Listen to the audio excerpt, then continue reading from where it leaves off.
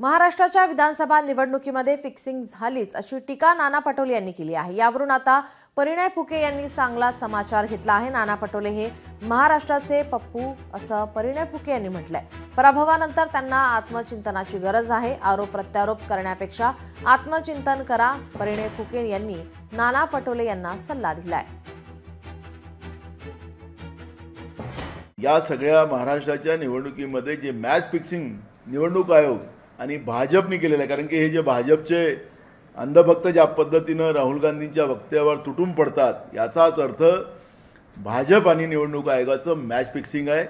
नरेंद्र मोदी आणि अमित शाह यांची कर्तृत्व ही लोकशाहीचा खून करणारी आहे आणि म्हणून आम्ही हे उत्तर विचारूच आणि या प्रश्नाचं उत्तर आम्ही घेऊन राहू आणि माननीय सुप्रीम कोर्टातून आम्हाला न्याय मिळेल हे आजही आमची अपेक्षा आहे। काँग्रेस पक्ष आणि राहुल गांधी ज्याप्रमाणे वागतात त्याचप्रमाणे महाराष्ट्राचे पप्पू नाना पटोले हे त्याचप्रमाणे वागतात आहे आणि कुठेतरी हरल्यानंतर स्वतः आत्मचिंतन करण्यापेक्षा हे आरोप प्रत्यारोप करत असतात। लोकशाही मराठी ऐका, पहा, जागरूक रहा।